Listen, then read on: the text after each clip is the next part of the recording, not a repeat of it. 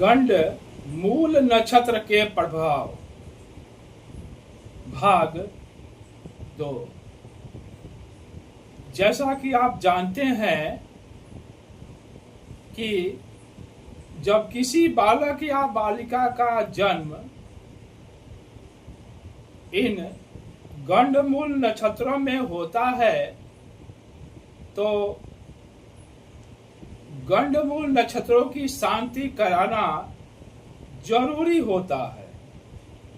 तो आज का यह वीडियो का भाग 2 है। उसके बारे में समझते हैं। केतु के 3 नक्षत्र होते हैं, अश्विनी, मघा और मूल।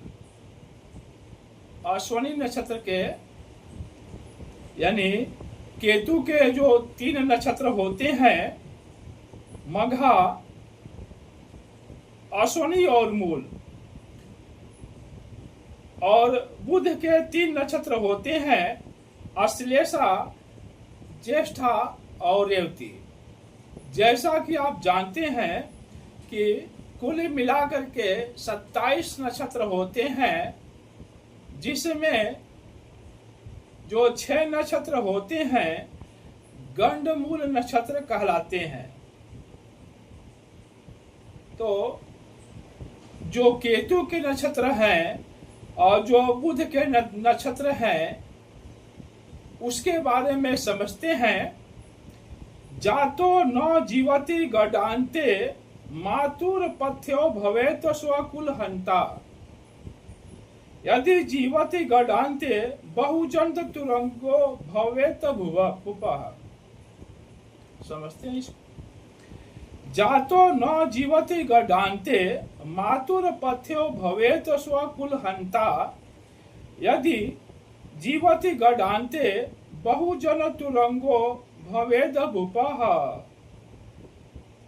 नमस्कार। हस्तरेखा और भाग्य दर्पण में आप सभी का हार्दिक अभिनंदन है। आप देख रहे हैं हस्तरेखा और भाग्य दर्पण। मैं जय प्रकाश शर्मा आप सभी का हार्दिक अभिनंदन करता हूं। आज के इस वीडियो में अश्विनी नक्षत्र और मघा नक्षत्र के चारों चरणों में उत्पन्न होने वाले बालक या बालिका के प्रभाव को समझते हैं। यानी यदि अश्विनी नक्षत्र के प्रथम चरण, द्वितीय चरण और तृतीय चरण तथा चतुर्थ चरण में किसी बालक या बालिका का यानी शिशु का जन्म होता है तो उसका क्या प्रभाव होता है उसके बारे में समझते हैं। तो अश्विनी नक्षत्र के प्रथम चरण, यदि अश्विनी नक्षत्र के प्रथम चरण में किसी शिशु का जन्म होता है तो पिता को भय तथा आर्थिक हानि होती है।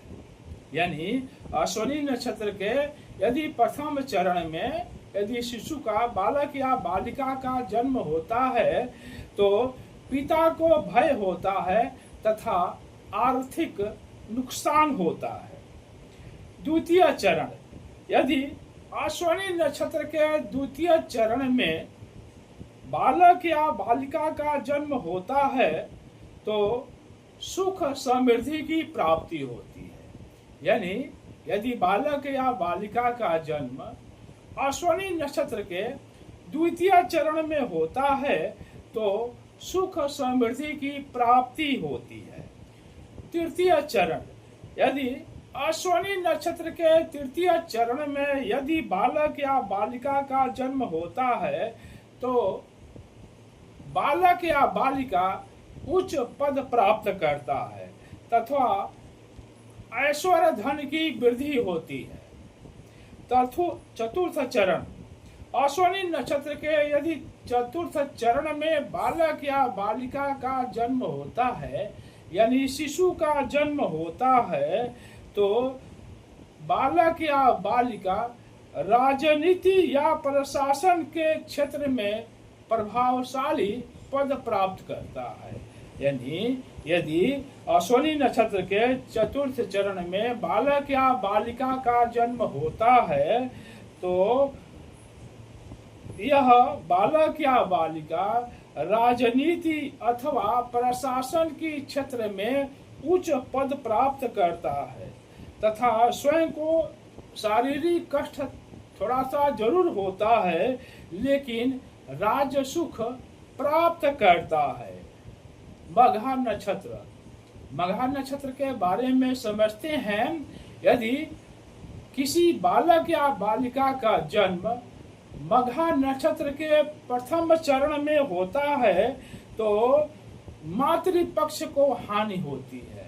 यानी यदि शिशु का जन्म मघा नक्षत्र में हो जाता है, उसके प्रथम चरण में होता है तो माता को कष्ट पहुंचता है।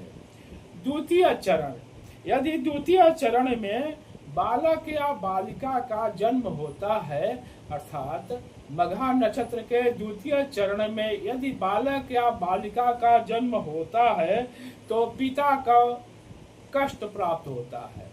यानी यदि मघा नक्षत्र के द्वितीय चरण में यदि बालक या बालिका का जन्म होता है तो पिता को कष्ट होता है।